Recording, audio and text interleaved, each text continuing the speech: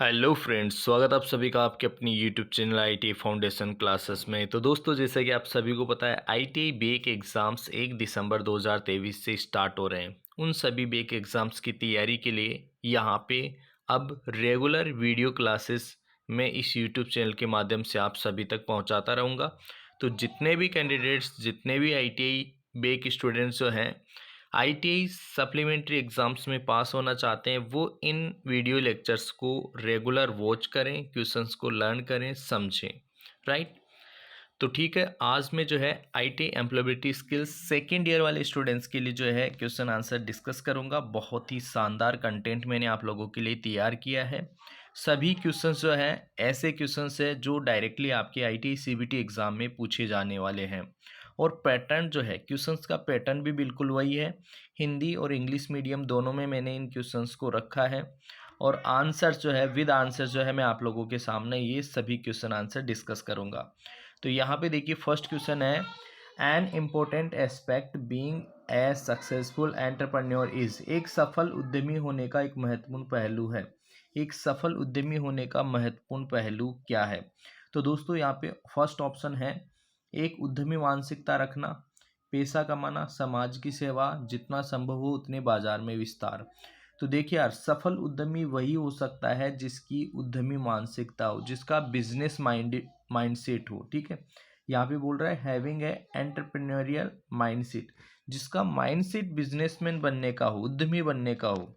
Entrepreneur का मतलब है यहाँ पे बिजनेसमैन। ठीक है, तो जिसका माइंडसेट, जिसकी मानसिकता उद्यमी बननी हो, वही एक सफल उद्यमी बन सकता है। अन्यथा आपके पास में पैसा हो, वक्त हो, संसाधन हो, दोस्त हो, उनसे आप लोग बिजनेसमैन नहीं बन सकते। बिजनेसमैन आप आपके खुद के माइंडसेट की वजह से ही बन सकते हो। तो राइट आंसर हो जाएगा ऑप्शन ए। बढ़ते हैं नेक्स्ट क्वेश्चन की ओर। सेकंड क्वेश्चन है, यह जानना कि आप किस में अच्छे हैं और आपको किस में सुधार करने की आवश्यकता है। यहाँ पे एक्चुअल में सुधार था, किस में सुधार करने की आवश्यकता है। गुणवत्ता है, ये कौन सी गुणवत्ता है? ये जानना कि आप किस में अच्छे हैं, किस में अच्छे हैं, किस में बुरे हैं, किस में आपको इम्प्रूवमेंट करने की ज़रूरत है। तो गाइज, इसको बोलते हैं सेल्फ अवेयरनेस। ऑप्शन ए इसका करेक्ट आंसर हो जाएगा, सेल्फ अवेयरनेस। बढ़ते हैं नेक्स्ट क्वेश्चन की ओर। नेक्स्ट क्वेश्चन है दोस्तों यहाँ पे, taking decision on your own. खुद से डिसीजन लेना, स्वयं निर्णय लेना, उनके बारे में ध्यान से सोचकर मतलब अच्छे से डिसीजन लेना। इसको बोलते हैं गाइस स्वतंत्र निर्णय लेना, इंडिपेंडेंट डिसीजन मेकिंग। समझना, जैसे मान लो आपने कोई, आपके माइंड में डाउट है, ठीक है, कोई डिसीजन लेना है, आपने 10 लोगों से पूछा, 10 लोगों से पूछकर आपने डिसीजन जो लिया ना, वो आपके खुद के नॉलेज और खुद की अंडरस्टैंडिंग, आपकी खुद की जो समझ है, उसके बेसिस पे आपने डिसीजन लिया कि नहीं यार, मेरे को तो ये चीज़ करनी है तो करनी ही है। ठीक है, तो उसी को बोलते हैं इंडिपेंडेंट डिसीजन मेकिंग, स्वतंत्र निर्णय लेना। आपको दोस्त कितना ही कहें घूमने फिरने के लिए, आप उनकी बात कहना नहीं मान रहे। आपके रिलेशन में कितने ही प्रोग्राम हो, आप उनकी ओर ध्यान नहीं दे रहे। आपने ध्यान दिया कि नहीं, मेरे को आईटीआई बेक एग्ज़ाम पास करना है, ठीक है, तो मैं उसको, उसके लिए जो है स्टडी करूँगा। तो ये कौन सा डिसीजन हो गया? इंडिपेंडेंट डिसीजन मेकिंग, आपका खुद का डिसीजन। इसी को बोलते हैं इंडिपेंडेंट डिसीजन मेकिंग। तो राइट आंसर हो जाएगा ऑप्शन सी। बढ़ते हैं नेक्स्ट क्वेश्चन की ओर। नेक्स्ट क्वेश्चन है, व्हाट इज प्रोटोटाइप। प्रोटोटाइप क्या है? तो यहाँ पे ऑप्शन ए है व्यापार विचार, ऑप्शन बी है यहाँ पे व्यापार योजना में उत्पाद सेवा टाइप करना, उत्पाद सेवा बेचना, और ऑप्शन डी है किसी उत्पाद सेवा का पहला संस्करण। तो गाइस, आप सभी को पता होगा, जैसे कहीं पर भी जो है, जैसे मान लो अपने प्राइम मिनिस्टर है, इस क्वेश्चन को ऐसे याद रखिए, प्राइम मिनिस्टर जो है विदेश में जाते हैं तो एक प्रोटोटाइप को फॉलो करते हैं। तो वो फर्स्ट टाइम जो है अपने किसी विचार को वहाँ पेश करेंगे, फर्स्ट टाइम मिलेंगे, फर्स्ट संस्करण को जो है प्रोटोटाइप कहा जाता है। किसी भी उत्पाद या सेवा का फर्स्ट, पहला संस्करण जो है, उसी को हम क्या बोलते हैं? प्रोटोटाइप बोलते हैं। तो ऑप्शन डी जो है इसका करेक्ट आंसर हो जाएगा। नेक्स्ट दोस्तों, इसके बाद में क्वेश्चन नंबर 5। तो one important rule to network effectively is. प्रभावी ढंग से नेटवर्क के लिए एक महत्वपूर्ण नियम है। प्रभावी ढंग से आपको क्या बनाना है, नेटवर्क बनाना है। ठीक है, लोगों से आप लोगों को जो है, आपको लोगों के साथ नेटवर्क बनाना है, आपकी टीम बिल्डअप करनी है। उसके लिए क्या इम्पोर्टेंट है, प्रभावी ढंग से उन्हीं लोगों से बात करें, ऑप्शन ए में दे रखा है। ऑप्शन बी है उनके संपर्कों के संपर्क में रहें। तो नेटवर्क के लिए देखो समझना, केवल उन्हीं लोगों से संपर्क में रहें, उससे नेटवर्क नहीं बढ़ेगा। आपके जो संपर्क में लोग हैं उनके संपर्कों के संपर्क में रहें। मतलब आपका जैसे मान लो कोई फ्रेंड है, ठीक है, उस फ्रेंड के साथ जो है आप लोगों को कांटेक्ट बिठाना है। समझ रहे हो नहीं समझ रहे? ठीक है, तो यहाँ पे ऑप्शन बी करेक्ट आंसर हो जाएगा। राइट, चलो बढ़ते हैं नेक्स्ट क्वेश्चन की। नेक्स्ट क्वेश्चन नंबर 6, नेटवर्किंग क्या है? नेटवर्किंग के लिए क्वेश्चन पूछा गया है। तो नेटवर्किंग नए दुश्मन बनाना बिल्कुल भी नहीं है। अपनी प्रतिस्पर्धा की पहचान करना यह भी बिल्कुल भी नहीं है। अन्य व्यवसायों और ग्राहकों के साथ संबंध बनाना बिल्कुल सही आंसर है। ऑप्शन सी इसका करेक्ट आंसर हो जाएगा। ठीक है, ऑप्शन सी इसका करेक्ट आंसर होगा। बढ़ते हैं नेक्स्ट क्वेश्चन की ओर। नेक्स्ट क्वेश्चन है ये टैग लाइन क्या है यार? देखो यार, कोई भी बिजनेस वगैरह होते हैं, ये क्या करते हैं, बीच बीच में टैग लाइन बनाते हैं। जैसे मान लो 2 बूंद जिंदगी की, पल्स पोलियो अभियान चल रहा है, उसमें 2 बूंद जिंदगी की।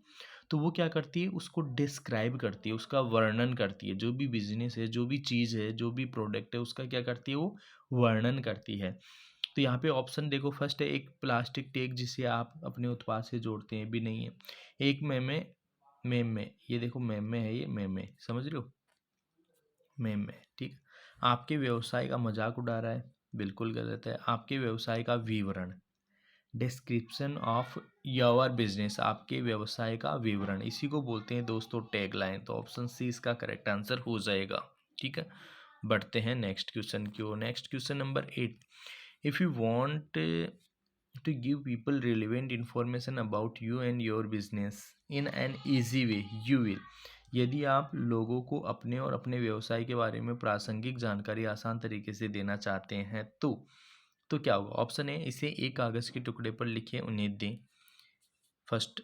सेकेंड है मौखिक रूप से उन्हें बताएं। ऑप्शन सी है उन्हें गूगल पर खोजने के लिए कहें। ऑप्शन डी है उन्हें अपना व्यवसाय कार्ड दें। देखो समझना, क्वेश्चन के अकॉर्डिंग आपको आंसर का चुनाव करना है। आप लोगों को अपने व्यवसाय के बारे में प्रासंगिक जानकारी आसान तरीका से देना चाहते हैं, आसान तरीके से, तो कागज़ के टुकड़े पे लिख कर दे। यार ये तो बैठा नहीं। मौखिक रूप से उन्हें कितना बताओगे, गूगल पर खोजने के लिए कहोगे, ये भी उतना बैठा नहीं। अपना व्यवसाय कार्ड, आपका जो विजिटिंग कार्ड होता है ना, विजिटिंग कार्ड जिसे बोलते हैं, छोटा सा, वो विजिटिंग कार्ड दें। तो ये क्या है, एक इफ़ेक्टिव वे है, एक बढ़िया इन्फॉर्मेशन देने का तरीका है। तो ऑप्शन डी जो है इसका करेक्ट आंसर होगा।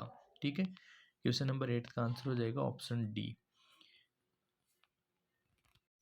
बढ़ते हैं नेक्स्ट क्वेश्चन की ओर। क्वेश्चन नंबर 9 जो है, Anita started on Instagram page for her craft business.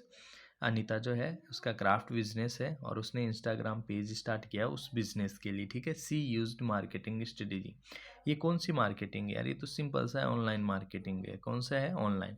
Online जैसे मान लो फेसबुक पेज बनाना, इंस्टाग्राम पेज बनाना, या फिर यूट्यूब पे चैनल बनाना, ये सब चीज़ें क्या है, ऑनलाइन मार्केटिंग का एक जरिया है। तो ऑप्शन ए इसका करेक्ट आंसर हो जाएगा। बढ़ते हैं नेक्स्ट क्वेश्चन, और ये आज की वीडियो का लास्ट क्वेश्चन है। ह्यूमन रिसोर्सेज क्या है? मानव जो भी है ना, वो ह्यूमन रिसोर्सेज है। लेकिन जो आपके लिए वर्क कर रहा हो वो आपके लिए ह्यूमन रिसोर्सेज है, आपके पड़ोसी नहीं। आपके कर्मचारी बिल्कुल सही है, कर्मचारी और अन्य सहायक जो भी हैं वो सब क्या है, ह्यूमन रिसोर्सेज के अंतर्गत आएंगे। ये कस्टमर आपके एचआर नहीं है, वो आपके ह्यूमन रिसोर्सेज नहीं है। ये और कंपटीटर्स भी आपके लिए ह्यूमन रिसोर्सेज नहीं है। आपके ग्राहक किसी और के लिए, जिसके लिए वर्क कर रहे हैं, उसके लिए ह्यूमन रिसोर्सेज हो सकते हैं, बट आपके लिए आपके कर्मचारी आपके जो अन्य सहायक है वो ही क्या होंगे, आपके ह्यूमन रिसोर्सेज जो मानव संसाधन होंगे। तो यहाँ पे ऑप्शन बी जो है करेक्ट आंसर होगा।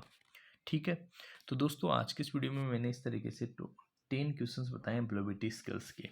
ये आईटी सेकेंड ईयर के क्वेश्चन आंसर्स थे। अब जो है नेक्स्ट वीडियोस में मैं क्वेश्चंस अदर सब्जेक्ट के भी डिस्कस करूँगा और नंबर ऑफ़ क्वेश्चंस जो है वो बढ़ाने की कोशिश करूँगा। तो आज की इस वीडियो में इतना ही, मिलेंगे आपसे नेक्स्ट वीडियो में, तब तक के लिए आप सभी को बहुत बहुत धन्यवाद।